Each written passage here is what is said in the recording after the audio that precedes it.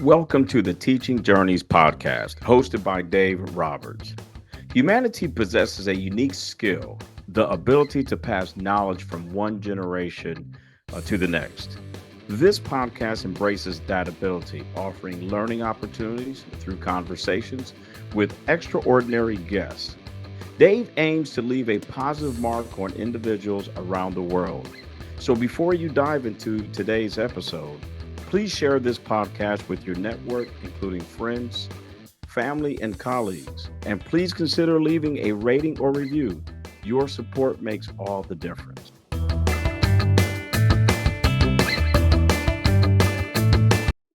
Hi, everyone, and welcome to another episode of the Teaching Journeys podcast. I'm your host, Dave Roberts, and today it is my pleasure to have as my guest, Chloe de Sousa, all the way from England. Am I correct? You are correct, Dave. And I love your accent too, by the way. It's great. It's great. Chloe is a certified love, sex, and relationship coach of the Tantric Institute of Integrated Sexuality. Chloe offers a trauma-informed approach backed by both modern science and ancient tantric wisdom. She has been called the legend of space holders, a queen of the rhythms dance teacher, with over 20 years of intimate space holding and an accreditation as a 5 rhythms teacher, dance movement psychotherapist. Her body-based background is unlike any love, sexuality, and relationship coach. And with that, Chloe, welcome to the Teaching Journeys podcast. It is a pleasure to have you on the show today. Thank you so much. It's kind of nice hearing your life backwards. Yeah, isn't it? Isn't it? I know when I'm on a podcast with somebody too, it's kind of fun to hear the bio that they read on me. And I think about, wait, they're talking about me? Because we don't tend to give ourselves enough credit for the things that we do as much as we should give ourselves credit for. So, yeah. So let's get right down to it. Share with our audience the event or experiences that have shaped your current life path and your current passions. Wow. Well, I'd love to talk about my value system because that's what's informed a lot of it. So very high on my value system is fun. And hearing you read my bio, I can feel that in there. Like, so I go after fun. I go after stuff that brings me pleasure. But the things that have mainly and majorly informed me are probably my pain points.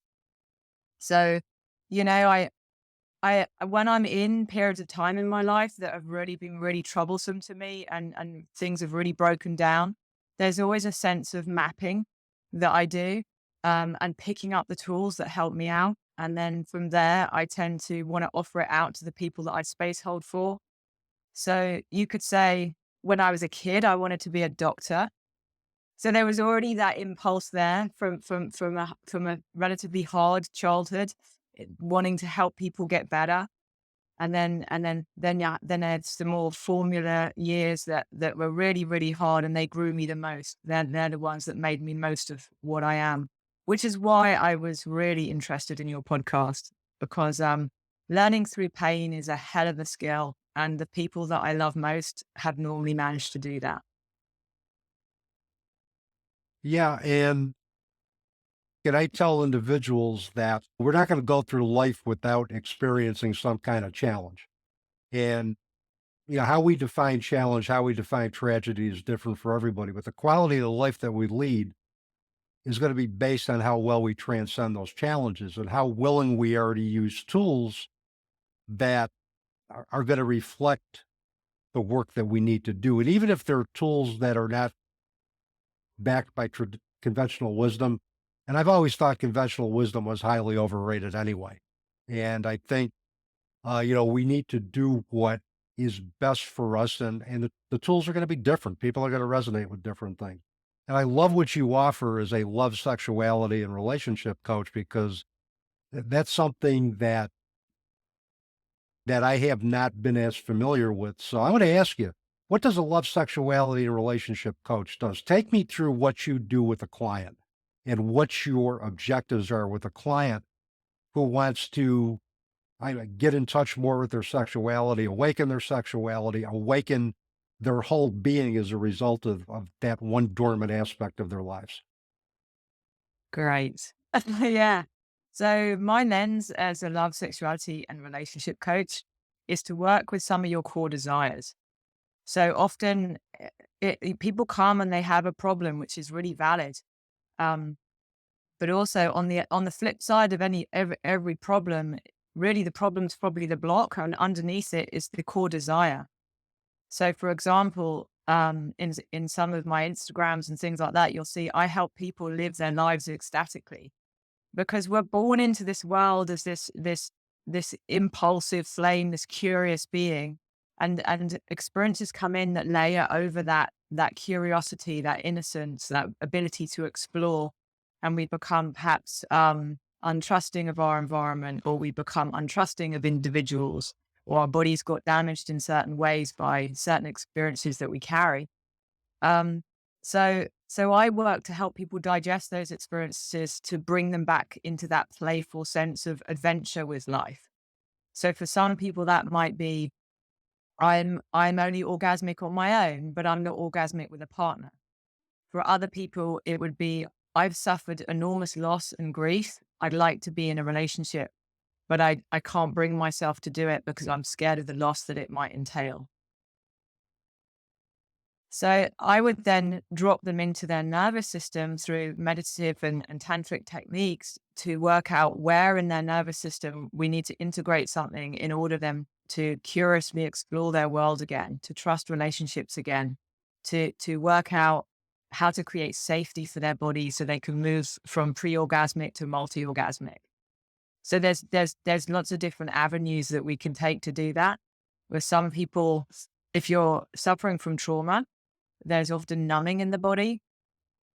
And a key text that I would recommend anyone who's interested in this topic to read would be Bessel van der Kolk's book, The Body Keeps the Score.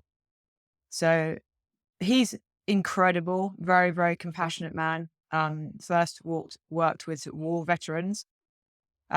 So there you have that the trauma is not stored in the event, the trauma is stored in the body. There's an echo of the trauma in the body from that event. And when you digest that echo in the body, your life frees up. You move through space differently. You trust people differently. You open up to your physical sensibilities again. So that's really what I do in a nutshell. And we can dig deeper on that.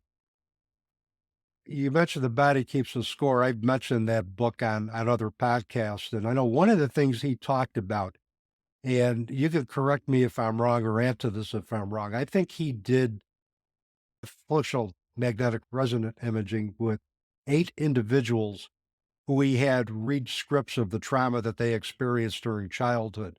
And he talked about left and right brain, the left brain being that verbal part of us that allows us to make sense of the trauma, to talk about the trauma. And I'm paraphrasing this, helps us integrate the trauma. The right side of the brain is more responsible to cue receptors, to sounds. And again, with PTSD, individuals with PTSD have a very exaggerated startle reflex. They don't like to be touched.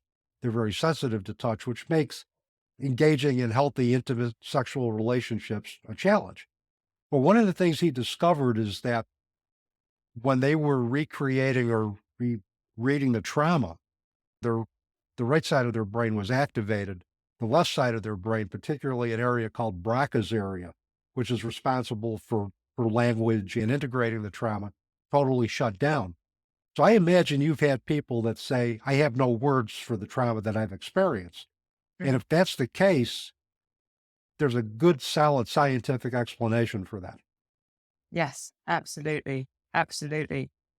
And I think the great skill of embodiment is that also sometimes you don't want to be, if you haven't got words for it, we need to find another way. So my background as a dance and movement psychotherapist is very much reading the body and what the body wants to say.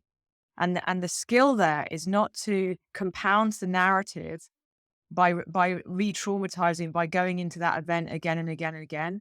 Because of neural plasticity, we want to be creating other neural pathways. So yes, you know that event exists, but can we tell a different narrative?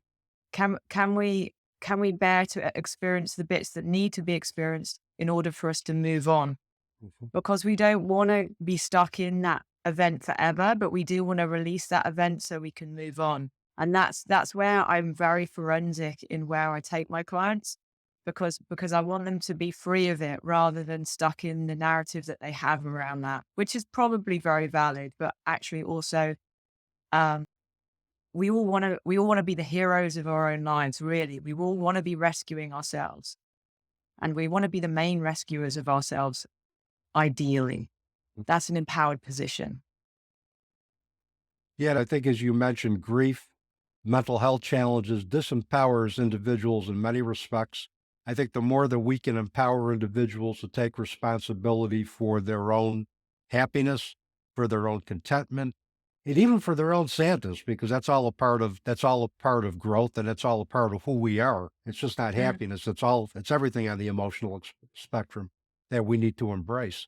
So the more we can empower individuals to take responsibility for the totality of who they are, the more vested they're going to be in their own continued growth and self improvement.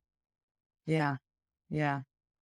And I think, I'm a very stubborn individual. So I think if life hadn't shoved me some really hard experiences, I probably would have stayed in my comfort zone. But I remember there was one year where I had a series of miscarriages, and I had been pregnant that year more days than I had not been pregnant. And at the end of the year, I had nothing to show for it. I wanted to be pregnant. I wanted a baby, but it wasn't happening. And that year I grew exponentially, like horizontally. I was very connected to whatever you want to call spirit or soul, or kind of the vertical axis, with earth and spirit. But my heart really needed to grow because there was a level of rejection of pain. Like I didn't know how to welcome pain and be with it, and be disappointed and be sad, and be semi-traumatized or traumatized, and hold myself still loyal to what it was that I was committed to, this life gig, this being alive thing that involves pain. And although I wouldn't wish that experience on anybody, it's actually very common for women. I think we could talk about it more. But I think that year was really formative for me. And likewise, I think I was very much okay with my childhood trauma in the end. But when in my adult life further on, there was a moment which really informed my spiritual strength once again. And I remember sitting there realizing at dawn one day that my life had really just been shattered into a nothingness. It's that bad news point, which I'm sure you resonate with, Dave. And you get that bad news and you're like, what the fuck? What am I going to do with this? And I realized that there was very little I had but myself. Music, a huge go-to for me because I feel held by music. All of me can turn up when I'm dancing. And I had my kids, and there was, what was I gonna do? Who was I gonna be? Because I couldn't change the event. I could change how I responded to it. I could change how I grew from it.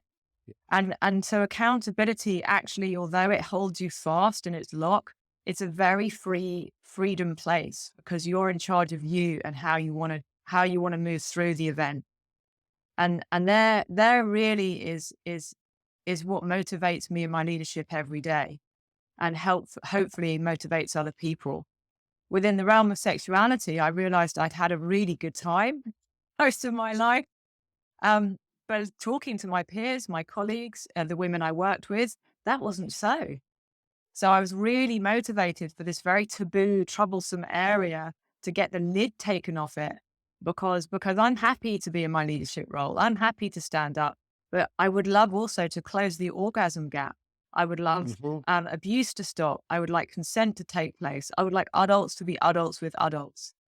I would like to also expand that into learning through pleasure instead of pain, which is a semi new concept now. It's a very feminine concept. What if we could learn through pleasure? What if we could bring pleasure to the places that hold pain, which I do within my tantric practice?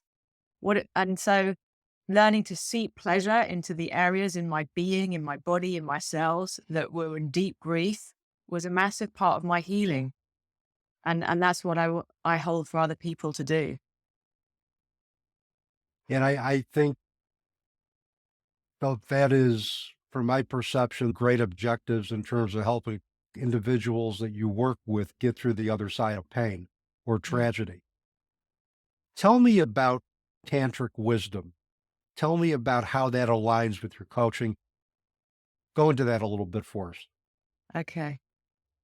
First of all, I want to say, like, some of the tantric practices that I practice, I would have to do for at least this lifetime, if not a few more, in order to be able to be qualified in any iota to speak about them.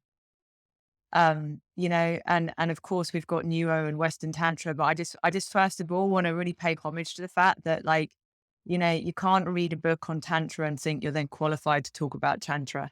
So and and what I love most about Tantra, which I think is perhaps the most helpful concept, is that everything is welcome. So we're very trained to reject pain, that sadness is bad, that don't be scared, don't be angry. Jealousy, oh, that's another juicy one that we avoid. But within Tantra, it's just an energetic field. It's just a resonance. So for me, freedom is an inside job, and Tantra really helps me with that. Because when I don't resist any of those emotions or those life events, actually what happens is that I just get broken open more and more into this life thing. And when I really own my own jealousy or my own pain, there is a bliss in that. When I let my no resistance be present, and I welcome the fullness of my experience through my body, through my heart, through my very being, there I have an ecstatic notion of being alive. And that for me is perhaps one of the highest gems of Tantra that I have discovered. So that Tantric perspective, to include it all, to not reject what life serves us, is a keyhole of freedom. And it's hard to practice, you know?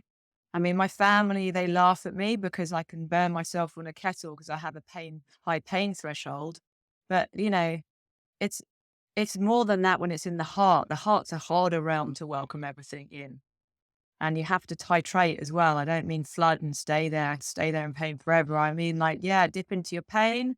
Then, if that's a cold pool, then get in the jacuzzi, then warm up with some pleasure, some warmth, some happiness, a good song, a good strong playlist.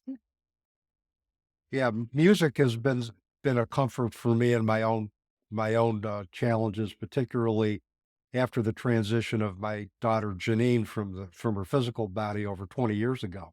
And music has been an inspiration for me. It has informed much of my writing in the past, and it's given me a measure of peace, particularly if it's music that me and my daughter share.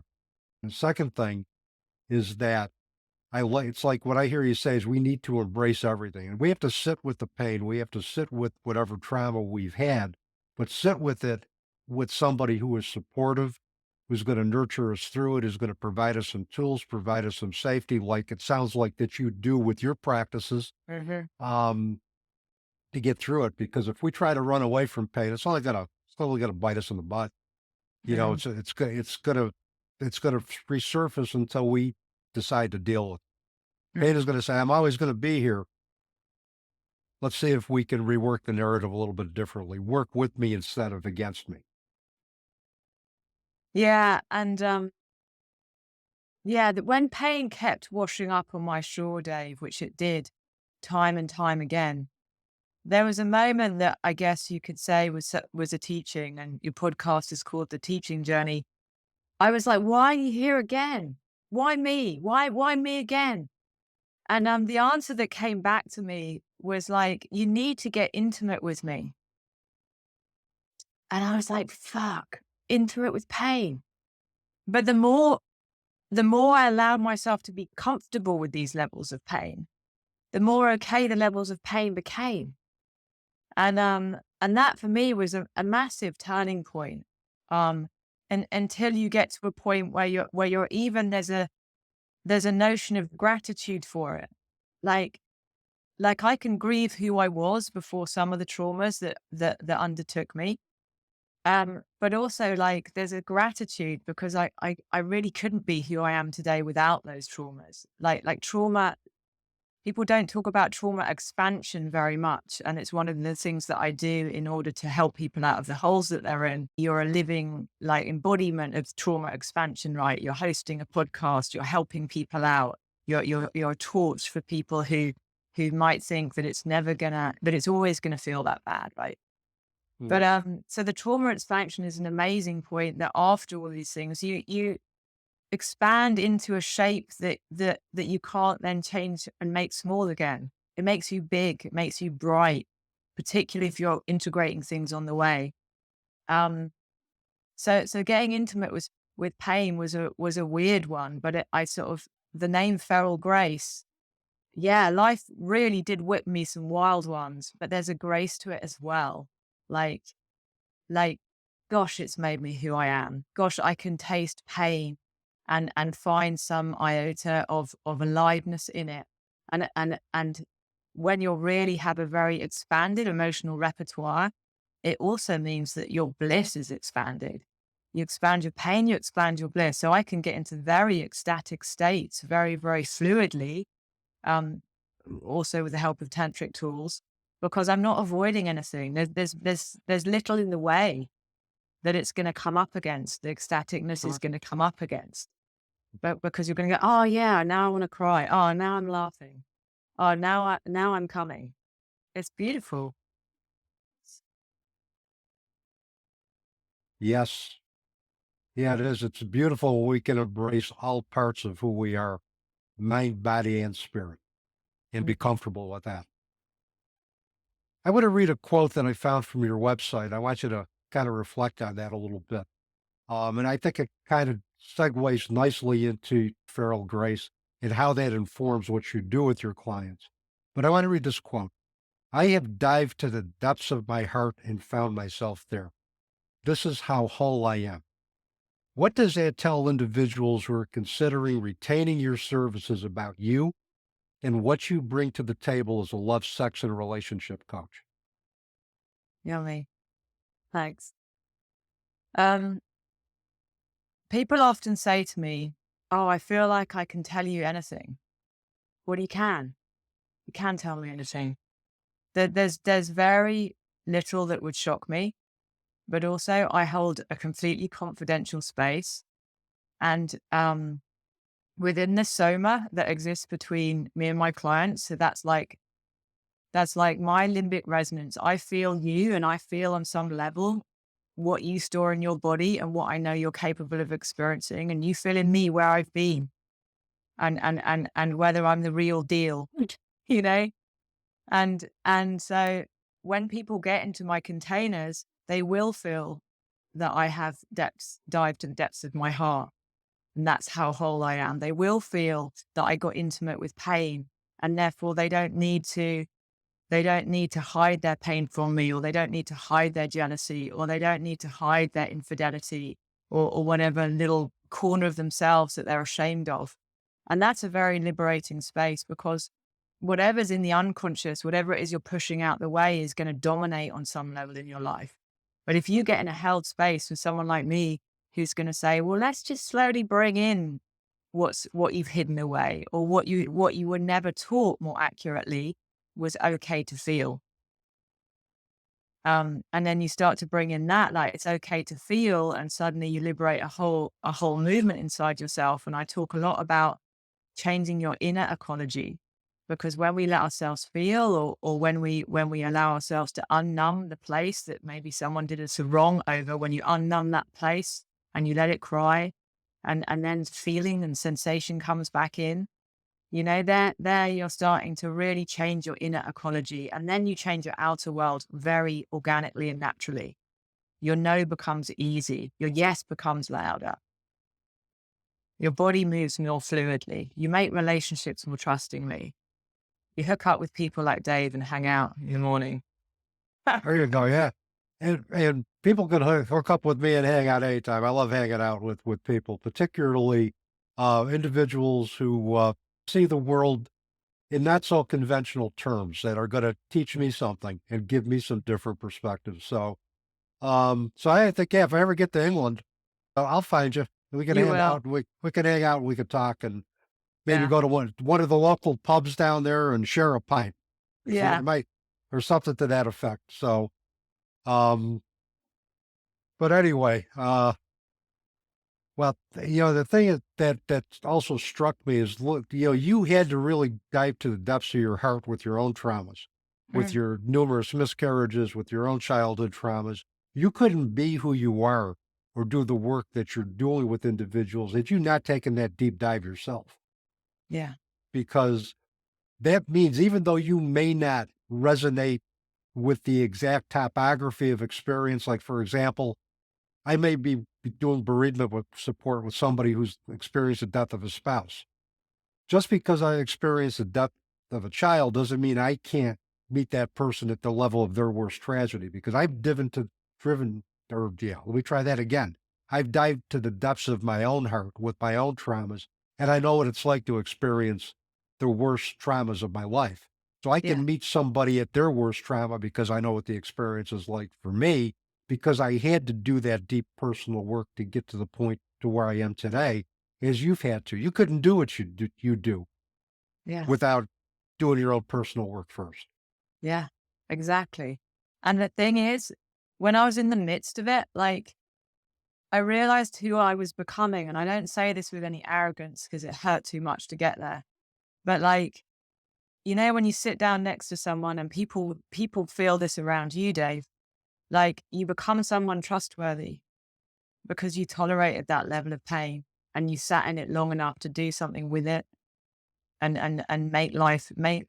life out of that event in some way.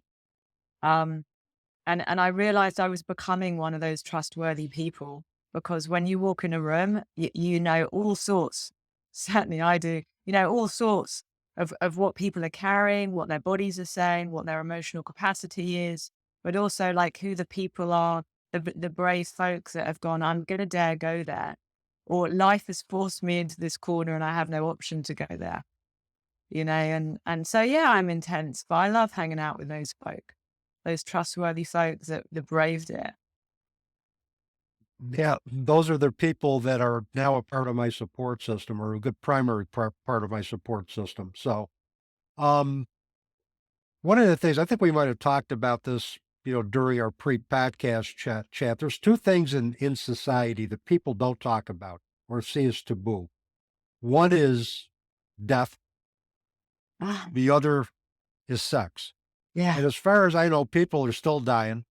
And as far as I still know, unless I've lived under a rock for the last 20 years of my life, people are still having sex or they want to.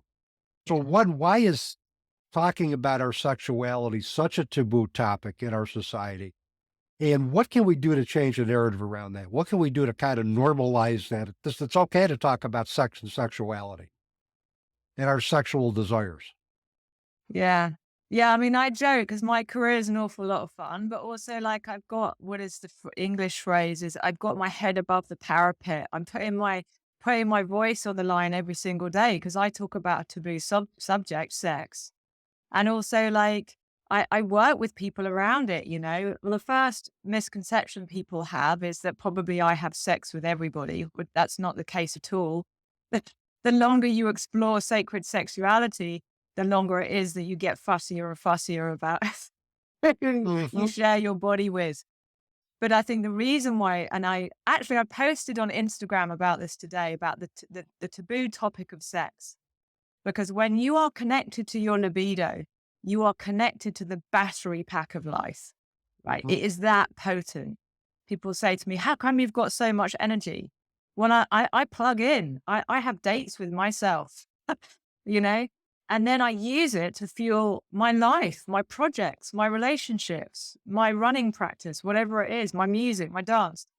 And I think it's taboo because God, for lots of reasons, but mainly because it's such a powerful source of energy. You cannot arrive on planet Earth without somebody having sex with, your parents, right?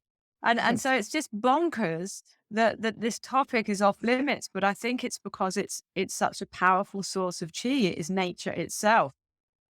And so I think there's a lot of control in there, because when people really, really get that going, really, I'm running a course actually in April, connecting sex with leadership.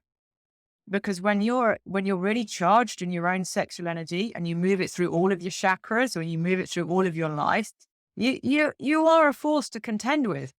You harness that into your leadership. What do I want? Where do I want to go? Who do I want to be with? Who do I want to be?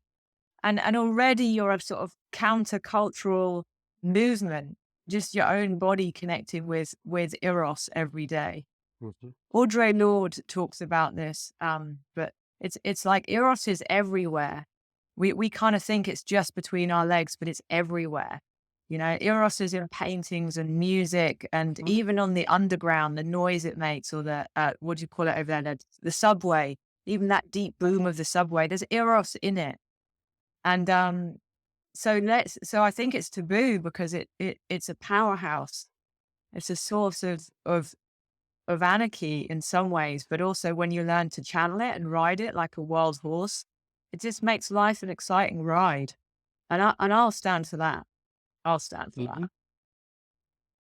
And well, we talk about something, it takes the fear out of it. When we talk about something that's taboo, we're having a healthy conversation. I tell my students at Utica University in Utica, New York, in the United States, that you're going to be more versed in all things death, dying, and bereavement than many people in Western society are. You're going to be able to talk more comfortably about it. You're going to be able we're going to be able to take the fear out of it. And I tell, look, I said, we're all going to be dancing in a different dimension at some point in our lives. Whatever that is, who knows? But I said, let's understand the topic of death so that we can live a more fulfilled life. Let's embrace that. So for me, let's embrace our sexuality so that we can lead a more fulfilled life. And like you said, you will teach individuals who become, I think, more trauma informed are going to use their sexuality more responsibly. They're going to be more particular with who they use it with, but they're going to be able to give fully of themselves because they've released that trauma with your Yeah, help and the help of other love, sexuality, relationship coaches. that's right. That's right. Because if we have this as a taboo topic, it creates loneliness, isolation, but it doesn't create safety. Safety is, like you say, that you can say, oh, I feel ashamed of that part of my body, or I've actually never known how to self-pleasure on my own. I've always waited for somebody else to play with my own body. And it's like, oh, let's make your body yours with you first of all. And then from that place, move towards other people.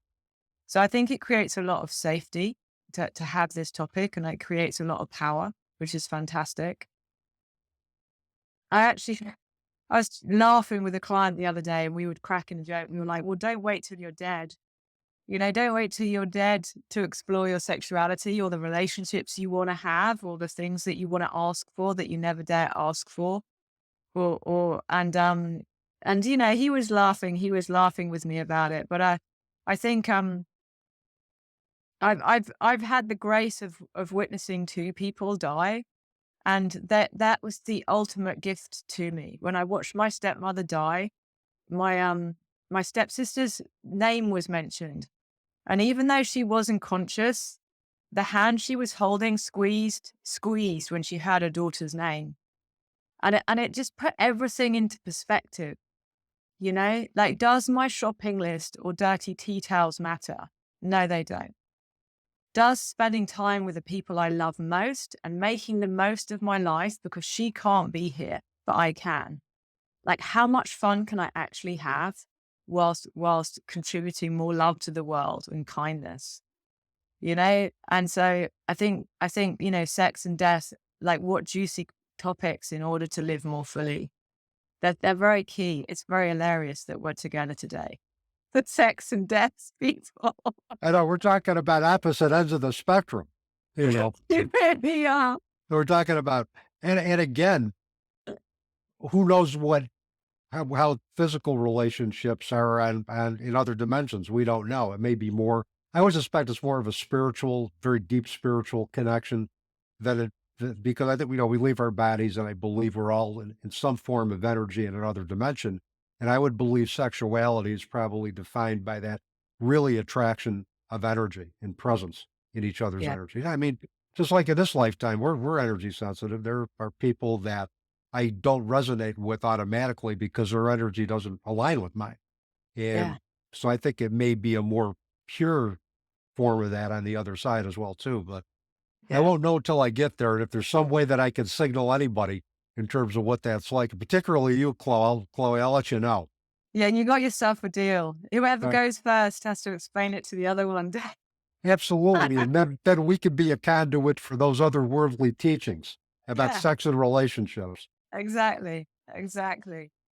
So let me ask you, how does your body-based background make you different and unique from any other love, sexuality, relationship coach? I think my body's been my canvas for years and years. And I think I published a chapter recently that kind of outlines this. And I think in terms of trauma, I had a lot of fight, flight, and freeze and fawn in my system. They're like the 4 Fs around trauma that you could go and look up. I know you know them, Dave.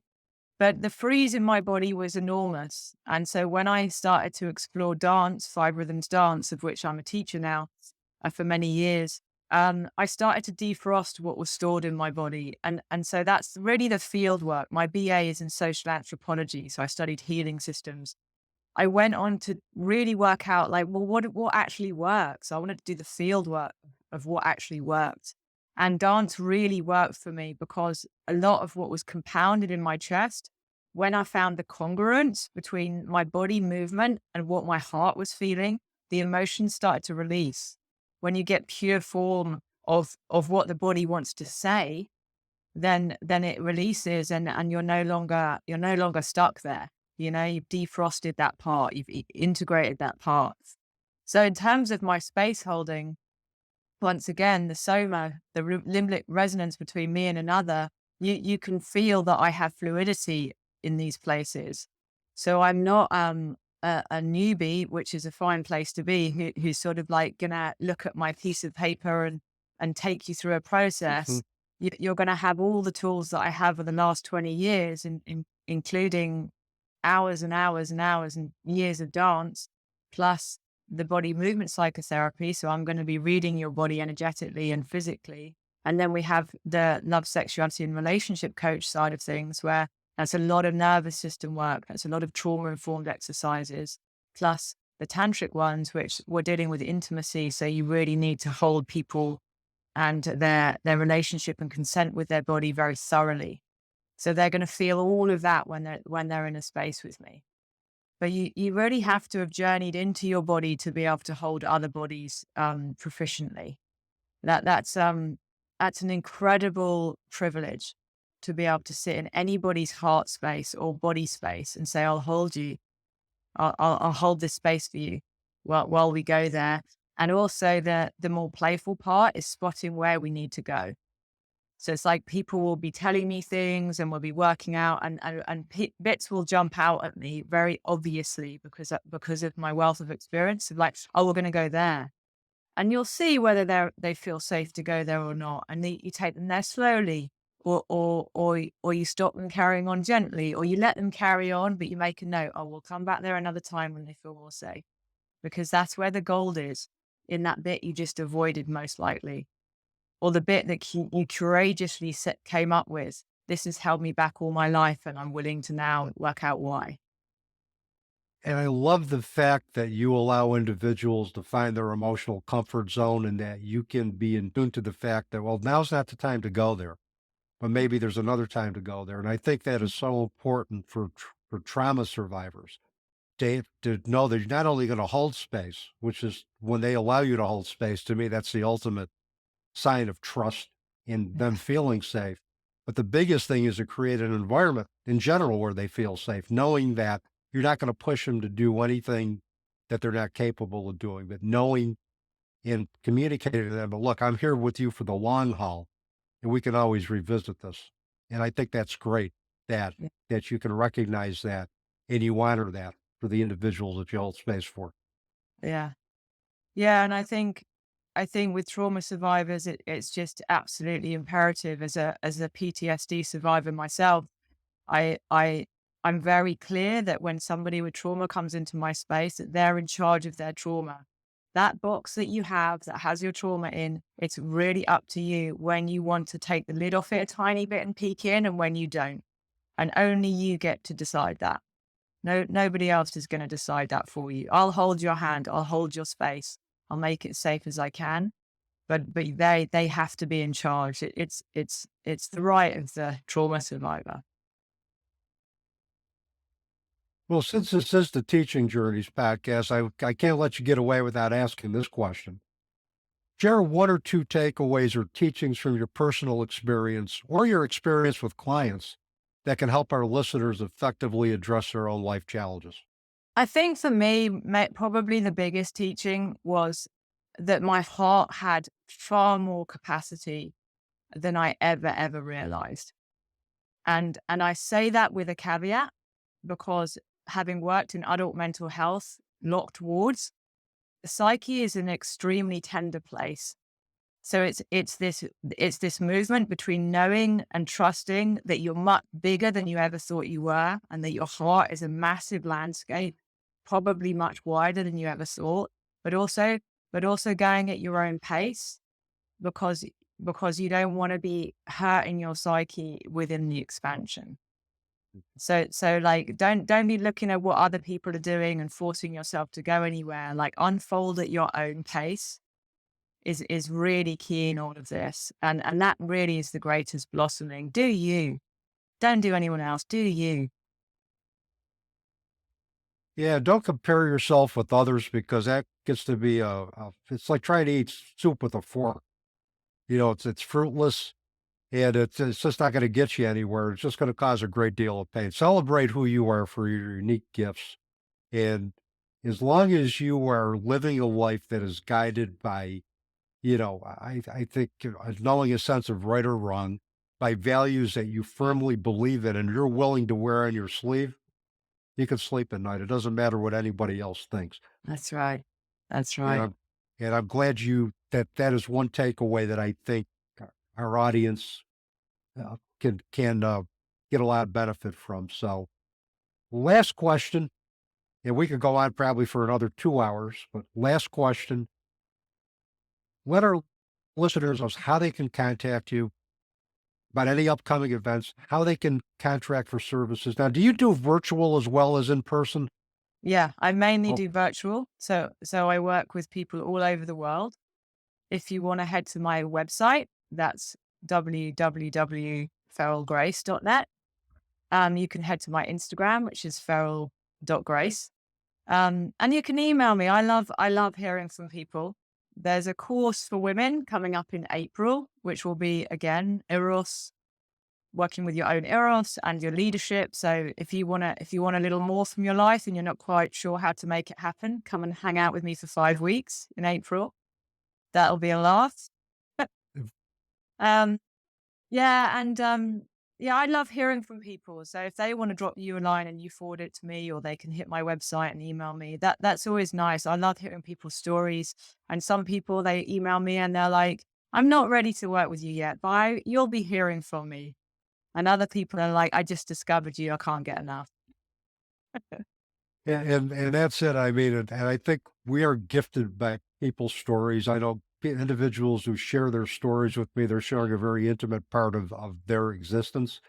And I take that very seriously, and I honor that very sacredly. And I could just imagine anybody who works with you is just going to have a blast. You are just so delightful, and you're so genuine, and you're just so much fun. Like I said, if I ever found myself in London, I'd look you up. I know we would have a great conversation Yeah. about a lot of different things. So, Chloe, it's been just an absolute blast, an absolute pleasure having you on the podcast. We are recording this in early January, so I want to wish you great prosperity during the upcoming year. And thank you so much for being a part of the Teaching Journeys podcast. Thank you so much, Dave. You're really very, very special. Thanks for having me here. You're welcome. And with that is another wrap on another episode of the Teaching Journeys podcast. I am your host, Dave Roberts, wishing you peace.